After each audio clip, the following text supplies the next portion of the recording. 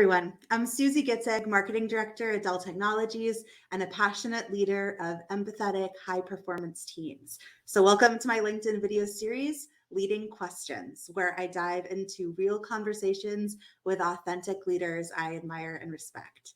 So today, I'm super excited to invite Courtney Hughes to the chat. What made me want to become a leader? I wanted to help.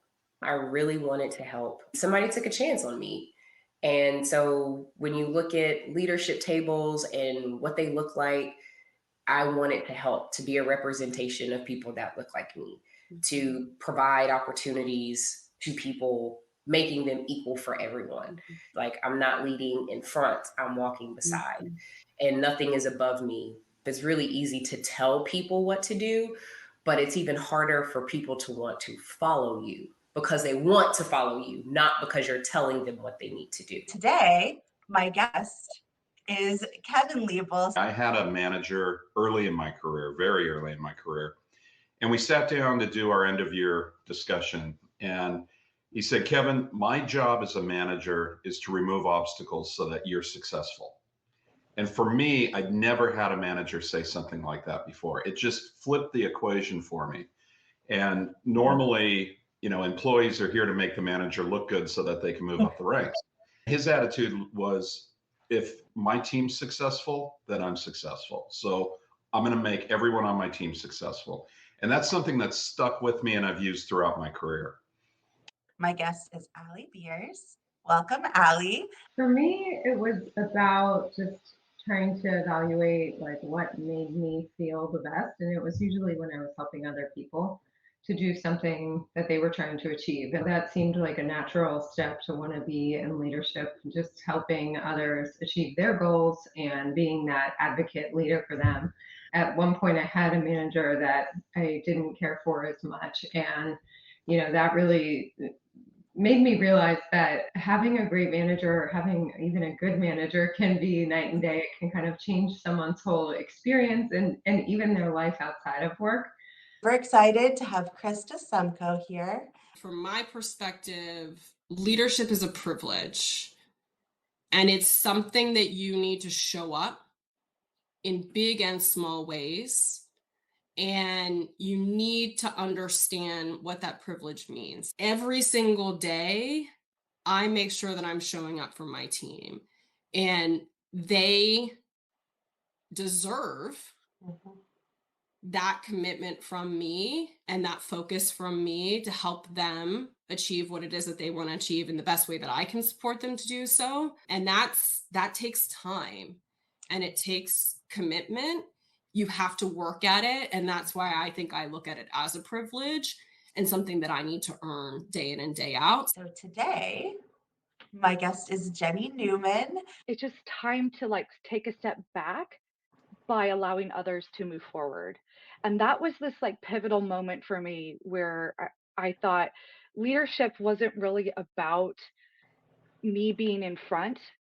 It was about me being behind other people and supporting them and moving them on their journey while watching all the little seeds I've planted along the way grow. Kind of like how in springtime, on our highways, they have these wildflowers that are just everywhere. I kind of wanted to be that person that was sprinkling wildflowers everywhere, so you could kind of see the people that I've either touched or molded or impacted in some way, shape, or form.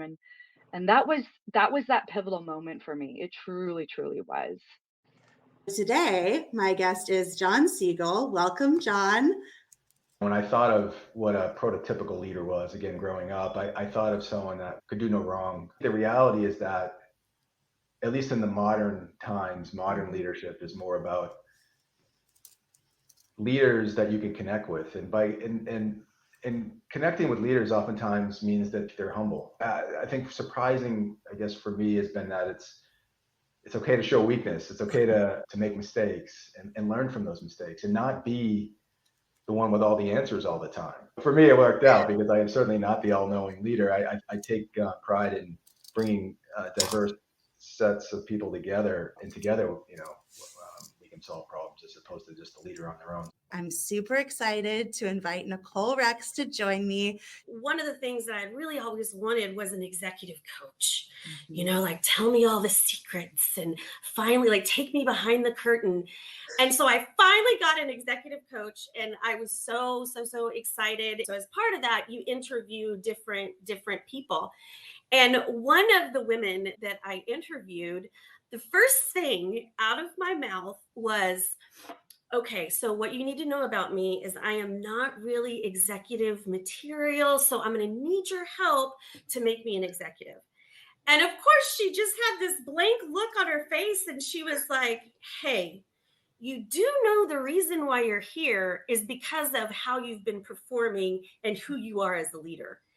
And in that moment, there is something about that permission that gave me more confidence and really kind of switched something for me. So I don't know what that was, you know, did I think I needed to go get like a really smart bob and some glasses and like, I don't know. But I think all that to say, it's like, hey, when you're leading from an authentic place and you're really who you are, you're there for a reason. So at that point, it's about how do you just play on those strengths and how do you maximize it?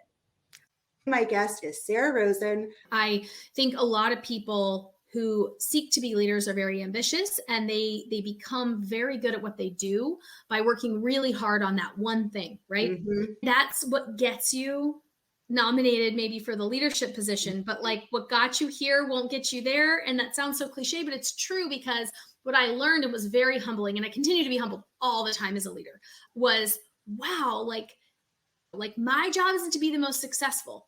My job is to make my team be the most successful, whether they need coaching or whether they need air cover or whether they just need a spotlight. I think sometimes you've just got to have grace and trust yourself because there isn't a guidebook. You've really got to have a good relationship with yourself and give yourself some grace. Really be authentic to yourself. You're not here because you necessarily raised your hand. Like people put you in this role because they trusted you. You have to trust you. You got to do the work. You've got to put in the work and the time, but you also have to trust yourself. So today, my guest is Varun Chabra. I got a chance to work with a pretty senior leader, a general manager, and she was an unbelievable leader, just an unbelievable leader. She wasn't my direct boss. She was my skip level or skip level actually when I joined. But she, to me, really opened my eyes to the potential of leadership in a corporate setting, how you can actually inspire people by giving them confidence. She helped me understand what my strengths were. Like a lot of leaders, you know, they spend a lot of time talking about what you're not doing well, et cetera, et cetera. She would spend a lot more time celebrating what I did well and giving me a sense of like, oh, you know, you bring these things in. And, you know, it was kind of, Susie, it was kind of magical what it did for me. It was just magical what it did for my confidence and what it really showed me what a leader can do and the difference a leader can make in somebody's performance and how they see themselves. So that experience is something I take with me and try to embody. I'm just a huge fan of leaders like that. Usually at this time, I dive into real conversations with authentic leaders. So I am adding to the stage Paige Eckhart. Paige is a leader on my team. Today, she's going to be asking me the questions. I'm excited to put you on the hot seat a little bit this week. I've had a lot of great coaching and just learning from Susie, and I think that she'll have a lot of wisdom to share with everybody else in the way that she's poured into me and the rest of the team. Throughout my career, I had many amazing leaders and then a few leaders that didn't meet the mark. What I tried to do is lean into the qualities that I loved in leaders that I really looked up to. And if there were things that I felt were not the way I wanted to be led, making sure those were not the things that I brought into my leadership style.